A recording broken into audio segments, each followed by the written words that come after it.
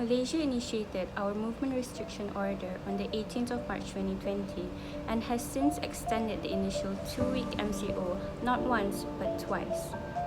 Our restrictions include and are not limited to the prohibition of mass movements and gatherings across the country, including religious, sports, social and cultural activities, and sanctions for Malaysians travelling abroad. However, when we compare the initiatives taken by the United States, we can see that a lot of their states have been taking action in order to contain the spread of the virus as well. So, what is the reason behind the increasing rate of progression in the US? That's true, but unlike Malaysia, the United States did not initiate a national lockdown, and America was still allowed to travel from one state to another, in which the rates of bringing the virus from hotspot areas such as New York and Seattle to a lower risk area considered potentially high. Governor Cuomo has done in New York, is there any more consideration to a national lockdown to keep people in their homes? I don't think so. Essentially, you've done that in California, you've done that in New York. Those are really two hotbeds. Those are probably the two hottest of them all in terms of hotspots. I don't think so, because you go out to the Midwest, you go out to other locations, and they're watching it on television, but they don't have the same problems. They don't have, by any means, the same problem. From there, we can see how Trump stands behind the constitutional principle and American value that place emphasis on personal liberty and privacy. Also an aspect about government overreach. So in America, people also are always very proud of their freedom from government, and the orders that are going on to close down the country is kind of seen as un-American by some. We are the owners of this state. So, it seems that it would be for individuals to initiate their own voluntary social distancing. Yes, but so far from what we've seen, movements protesting against government-imposed lockdowns have been rampant in the US.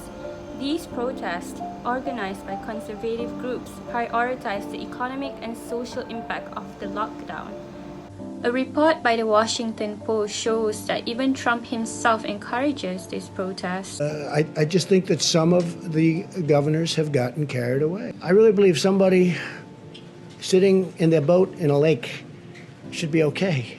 They shouldn't arrest people. Some of them are being unreasonable. I really believe that. It's unbelievable how individual liberty is considered more important than the life of their people. However, let's take a look at what Malaysian experts and citizens have to say regarding this matter. Compare benda ni dengan negara lain. Contohnya kita compare Amerika. Betul. Okay, tapi Amerika kita contoh juga dia punya demokrasi, dia punya demografi, dia punya penduduk kan. Macam mana? Dia tak ada dengan kita.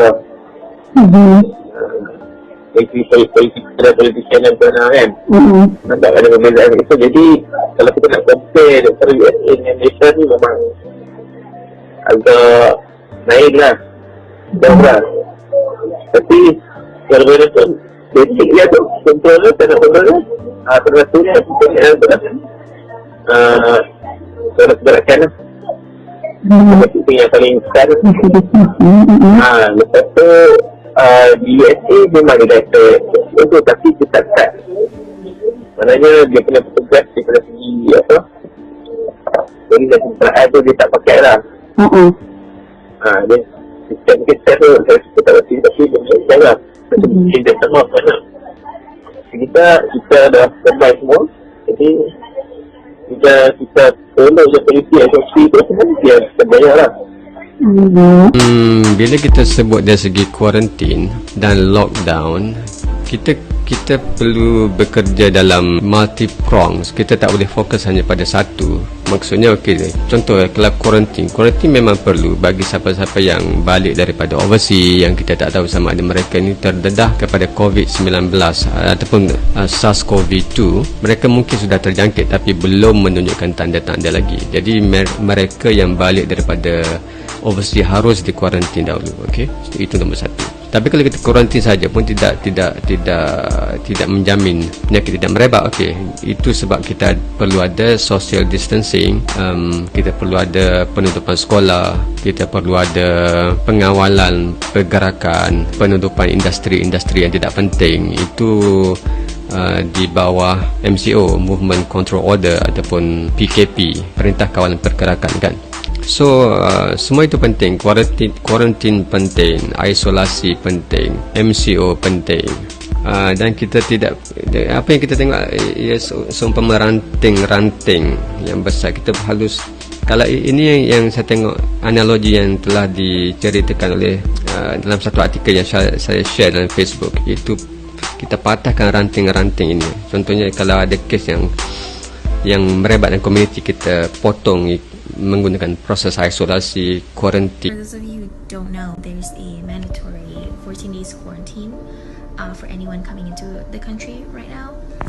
And basically, before the moment you get off your plane, before you even go through immigration, you have to do a nasal and throat swab test. And then all your luggage and backpacks get sanitized, and then they cart you off to a quarantine center. So in total, like, the whole thing took about 5 hours for me, which is a really long process, but everyone was really patient and understanding. Well, I want to say thank you to the frontliners.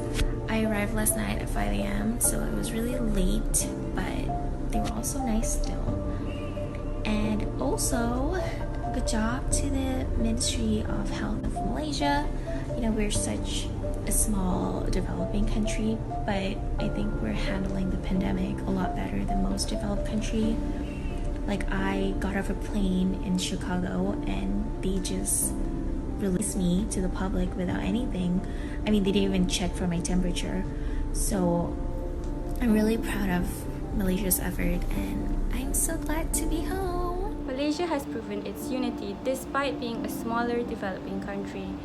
The cooperation of our people has been proven to be the major contributing factor to the lowering rates of infected cases in Malaysia. Despite the challenge that Malaysia faced in the early stage of the pandemic, the contribution and the responsibility from the ministers, frontliners and citizens has proven that we as a nation care about the life of our people. Remember, kita jaga kita. My name is Elle. And I'm Haziq. Remember to stay at home and stay safe.